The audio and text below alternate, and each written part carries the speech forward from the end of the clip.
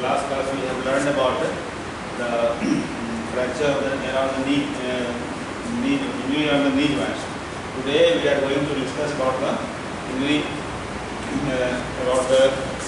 injury of fracture of tibia and fibula bone. So tibia and fibula bone, they can be divided into three headings. First is the fracture of the condyles, then sac, and then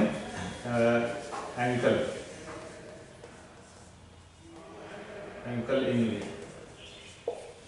So we will classify these fractures into injury of the condyles of the tibia, proximal condyle, then sac of the tibia fibula together or separately, only fracture of tibia or fracture of fibula, and the injury of the ankle joint involving the lower part of tibia and the fibula, ankle mortis. So these are the topics we will discuss today. And fracture of tibia, fracture of condyles can be of the fracture of the lateral condyle, it can be medial condyle, or both. So fracture, commonly the fracture of the condyles are involved in the lateral condyle of the tibia, and medial condyle is less common, and sometimes very uncommonly both of them can be fractured. So the condition of injury, how a fracture of lateral condyle happens. Actually, fracture of lateral condyle happens typically in a case when a person is walking on the road and suddenly a bumper of a car strikes his lateral part of the knee joint. So in this position there is a abduction strain on the knee joint, and the condylotibia impacts the condylofemur. So lateral condylotibia is more strong, so there is an injury to the lateral condyle of the femur is more strong. So there is impact on the lateral condyle of the tibia, and this tibia bone can be injured. In this condyle injury, condylar fracture can be of three types. It can take a shape of fragmentation in multiple pieces. So there is compression fracture of the lateral condyle with multiple fragmentation. Second type may be a plateau type fracture, displaced fracture with displaced plateau fracture. And lastly, there is a fracture. So these are the examples. This is the first one in which there is a depression with multiple comminution of the lateral condyle portion. And the second is a displaced plateau fracture, which there is a relatively clean chunk of bone that depresses below the articular surface. And thirdly, there is a oblique shearing fracture, in which there is the fracture surface fragment is separate, and there is very little comminution, minimal comminution is there. So these three types of fracture can happen, and these fractures, so it is because most common mode of injury in this fracture is a bumper injury. Fracture due to strike by a bumper on the lateral part of the leg, and when the knee is on the ground, what happens is there is usually injury of the lateral condyle is fractured. But when the foot is off the ground, in that case there will be injury to the medial condyle of the medial collateral ligament may be injured. So depending on the status of the person, if the patient is standing erect with the foot on the ground, the lateral condyle may fracture. But if the foot is off the ground, it is hanging, then this injury, lateral abduction injury, is more likely to cause a ligamentous injury of the medial collateral ligament. Sometimes both of them may happen. Sometimes the injury may be associated, lateral fracture may be associated with a strain or complete injury of the medial collateral ligament also. So typically we have to take an X-ray. X-ray will reveal what of fracture it is, and usually there is a hematoma formation because the fracture being intra-articular, there will be collection of blood inside the knee joint, and this collection happens very rapidly. This hemorrhagosis happens rapidly, which is in contradiction to the simple diffusion that happens over a period of few hours, over a period of 12 to 18 hours. But this hematoma occurs within a few hours. So that is important to remember. Now, how to treat this injury? Out of 10 this injury, so it will depend upon the type of fracture. What type of fracture has happened after the injury, this treatment will depend on the pattern of the fracture, what treatment is taken. So in the first one, where there is a depressed comminuted fracture with a fragmentation of the part, actually the lateral part is totally broken into pieces, and these pieces they have crushed the bone, and there is a spongy bone beneath this thing. So it is very difficult to restore this in this fracture. It is not possible to restore the normal anatomical alignment of the articular surface. So the best course, and moreover being a cancellous bone, the healing is not a problem. This fracture is going to heal, and if we disturb it surgically and try to reduce by surgical method, it is not possible to restore normal articular surface. So the best way is to accept the deformity. So accept the deformity as it is, and just try to prevent pain and give the rest. And if there is hematoma, it should be aspirated, and patient should the leg should be either there should be a skin tack should be applied on the respective leg. There will be a skin taxon, and the limb may be kept from Brahms's limb, or a plaster slab will be applied, hollow plaster slab in which the foot is kept. And our aim is to restore, to maintain the muscle strength of the quadriceps muscle and surrounding muscle and hamstring muscle, and to retain the range of motion. So range of motion should be like so daily under the superior or physiotherapist. Regular mobilization should be done. Initially it should be very gentle, not to produce pain or not to disturb the fracture. And gradually as the granulation tissue starts forming, and the fracture starts healing, initially this is pliable. So some amount of movement of the knee joint, we try to restore the contour to a smooth surface. So in this way, after 3 to 4 weeks, the fracture may start healing, and movement should be preserved. Weight bearing should not be allowed till the fracture has healed completely. Fracture has become strong, and typically we are sure that the fracture will not can sustain the weight bearing. So then we gradually initially there is partial weight bearing, and then we start gradually we increase the weight bearing. So this is the best way to treat the fracture. Otherwise it will we are not going to improve upon it by doing operation. Second is a fracture with a depressed plateau fracture, in which there is a reasonably major chunk of bone which is not completed and which is just depressed of the articular line. So here what we can do, we can press with a anterolateral opening should be made at this part there by opening, and we should introduce a punch. A punch should be introduced, and punch will push the fragment upwards, and which is inspected by enlarging the incision. It should be enlarged and it should be seen directly, and the gap that has been formed here, that gap should be filled by cancellous bone graft. Cancellous bone graft put here, they will give a base to this will put beneath the separated bone, piece of bone that has been depressed, and we try to maintain a normal articular surface as far as practicable. It is difficult to restore the completely normal, but this is better than here we can at least reduce the fracture and make a acceptable alignment of the articular surface. And third one is oblique shearing fracture.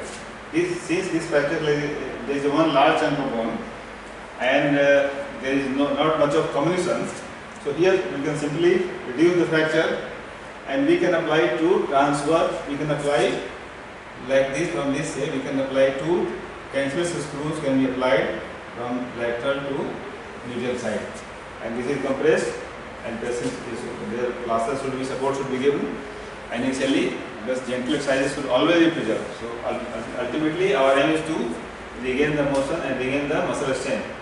So this way these three fractures are treated, condyle fracture. The similar injury can happen to the middle condyle also, but here the injury will be different, because here there is abduction stress, there will be adduction stress. So that stress will produce the injury of the medial condyle, but it is not so common. Sometimes both condyles will fracture by vertical compression force in any fall from the height or any RTA, this can then may come this is vertical force. So the femoral condyle presses upon the both lateral and medial condyle, and there is fracture of the both the condyles of tibia. So what are the complications of this fracture? What complications can happen? So first complication of fracture of lateral condyle is because the condyle is laterally, so there is a genu valgum deformity. So this fracture of lateral condyle can cause genu valgus deformity because laterally the bone is missing, so there is a tendency for valgus deformity. And secondly, there will be osteoarthritis, there will be genu valgus deformity, and there is stiffness of knee joint. The knee joint can become stiff, which has been mobilized for a long time, or with the exercises has not been done from the beginning. The knee may become stiff, and this will improve, of course, by continuous exercises done under supervision of an expert physiotherapist. And sometimes close manipulation can be done.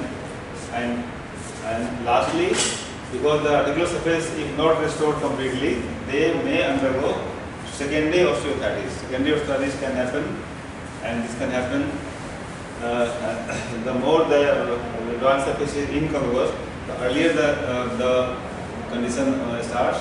But because these people are generally in the older age group, so it may be delayed, and the development of secondary osteoarthritis may be delayed, and the patient may not require active treatment. But in younger persons, this may require active treatment. This may be in the form of arthroplasty, knee arthroplasty, or it can be arthrodesis of knee joint if the condition is worse. So this is all about the fracture of the tibial condyle. Then about the shaft of the tibia. Shaft of tibia and fibula. So they may be fractured together, or one there may be fracture of tibia alone, or there may be fracture of fibula alone. They may be fractured one by one. So here, and other important part is, so tibia is a bone which is superficial in the major part. So any fracture of tibia can be open fracture also, and with this consequences. So commonly there will be road surfaces. So this fracture can be because of two types. One will be direct injury, or it can be indirect. So direct injury means there is an angular force. For example, there is some blow on the leg, or some there is RTA, accident. So that will produce direct injury, and the fracture usually is transverse or mild so oblique or transverse or short oblique fracture may happen. But if there is twisting force, for example, running or there is twisting stage, then the fracture may be long oblique or spiral fracture. In direct fracture, usually the tibia and fibula, if they both are fractured, they may be at the same level. But in case of indirect fracture, the level will be different. Usually the tibia fracture happens at the lower shaft, and the fibula may be injured at the upper part. So this may happen in case of the indirect injury. So this is the mechanism of injury, and displacement that these fractures may be undisplaced, or they may be severely displaced also. So X-rays should be done to identify the pattern of fracture, and treatment, how to treat this fracture.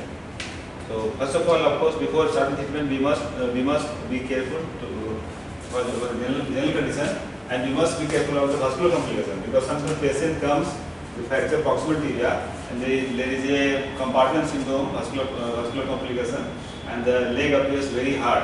So we have to resort to that thing also to minimize the pressure and not to let the compartment syndrome develop further. The treatment of the fracture, how to treat these fractures. The treatment of the fracture, it depends upon the type of fracture, whether fracture is simple or compound. Usually, preferable treatment is if they can be treated by conservative methods or operative methods. So conservative is preferable, which was preferable earlier, but now the pendulum has swung for the operative also. People want early discharge from hospital, so operation they by choice they want operation.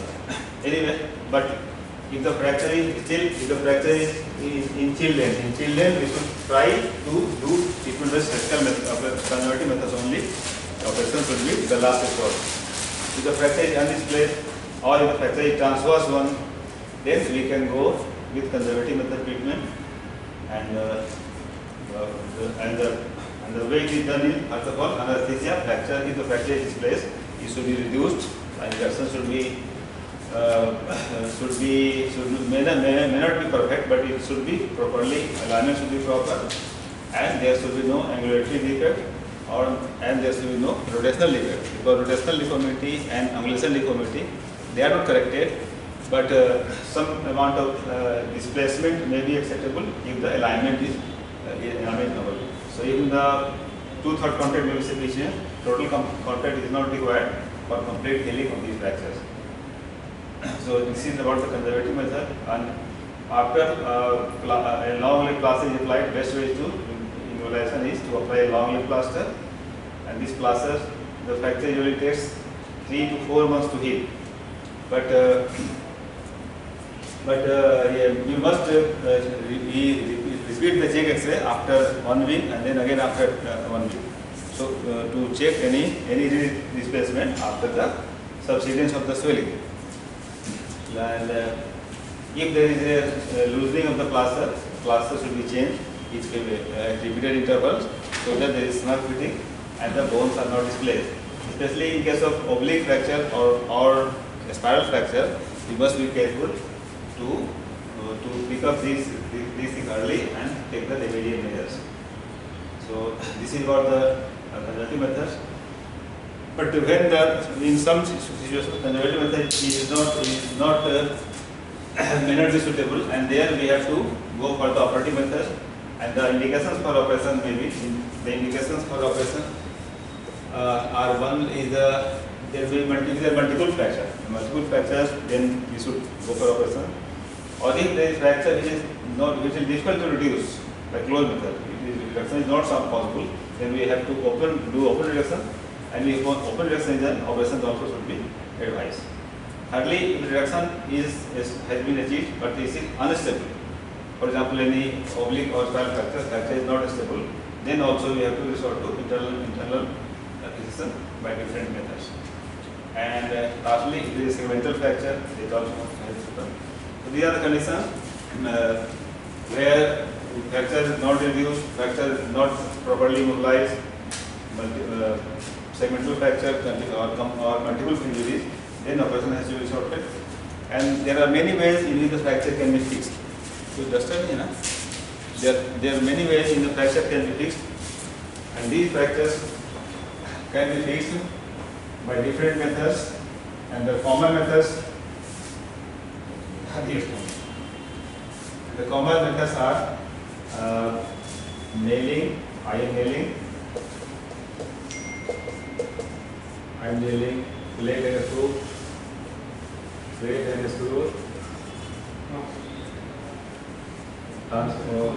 transfixion screw,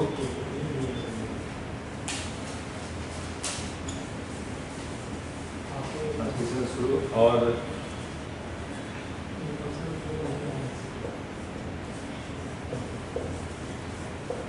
so there are many methods. One is the plate and internal nailing, plate and screw, transfixion screw, or circumferential wires. Any one of these can be used.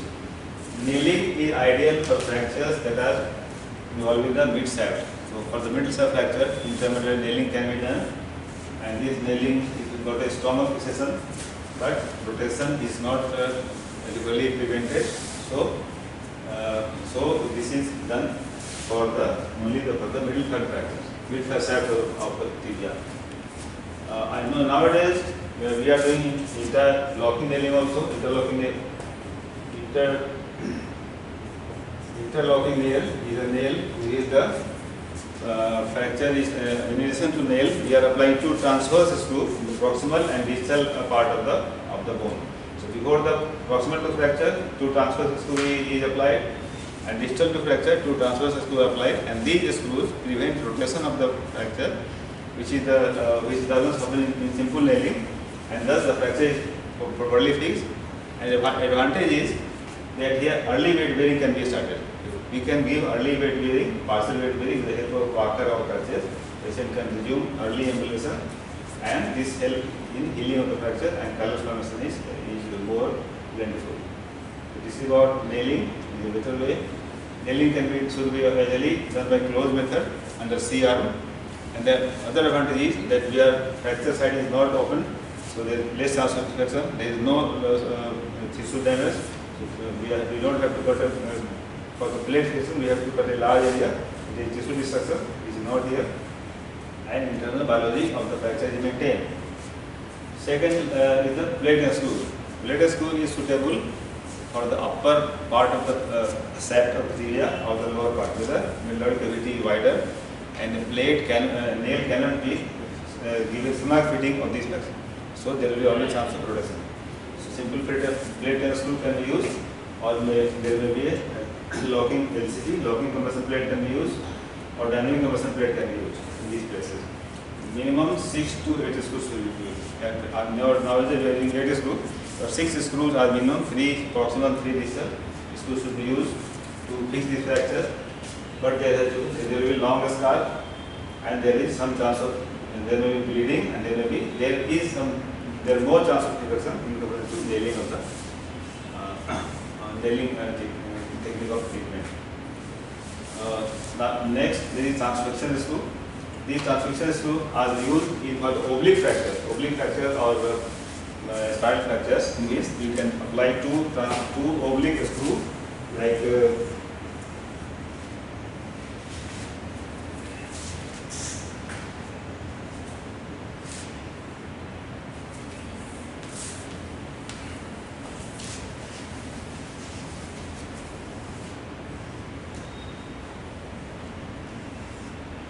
So there is a fracture like this, then we can use two oblique screws in this way.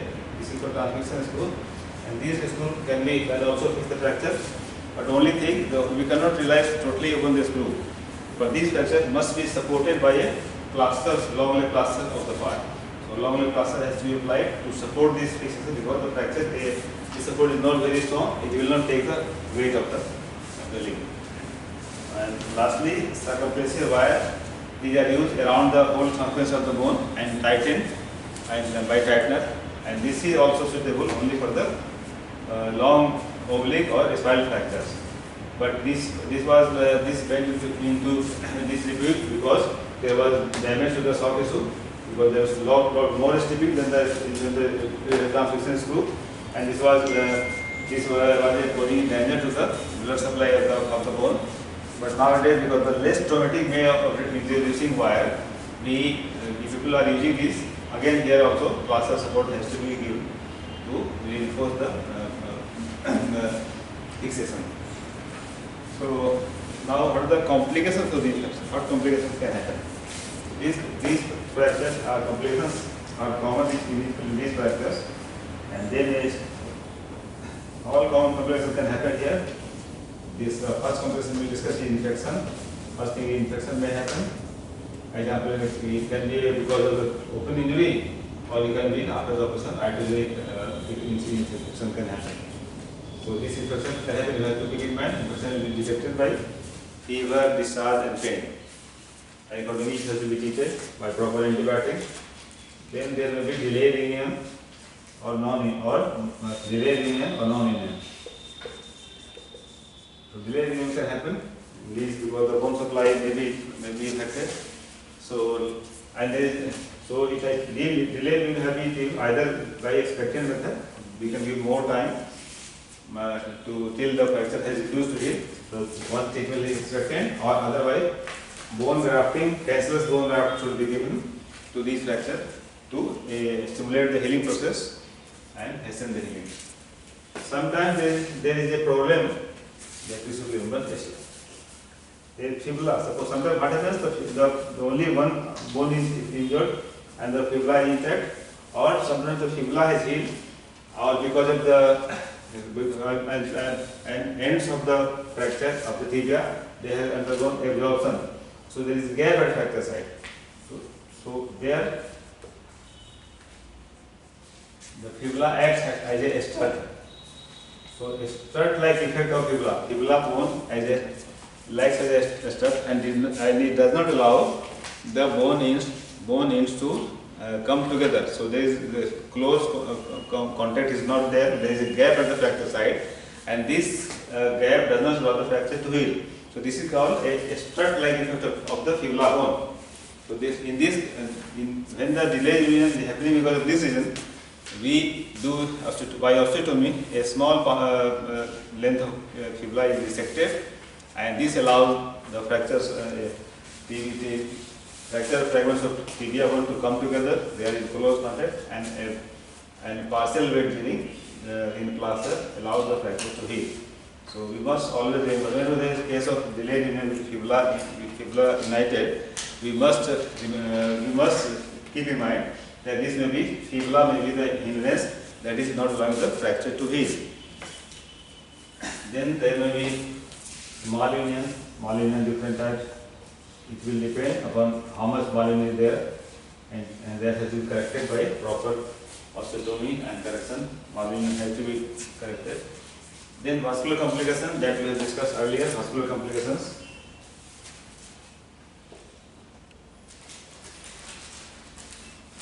The most important is compartment syndrome, in which there is increased pressure in the facial compartment, and with danger of the injury to nerves and vessels. So and it may also cause gangrene, development of gangrene. So this has to be taken care in early stages and there is a pain, marked passive extension of the toe, and the circulation is also affected. And lastly, there will be injury to the nerves also. Nerve injury may happen. And ultimately, knee stiffness. Knee stiffness there's always a chance of knee, especially if you are with plaster. So knee stiffness can happen, which is treated by proper exercises. That's all for today.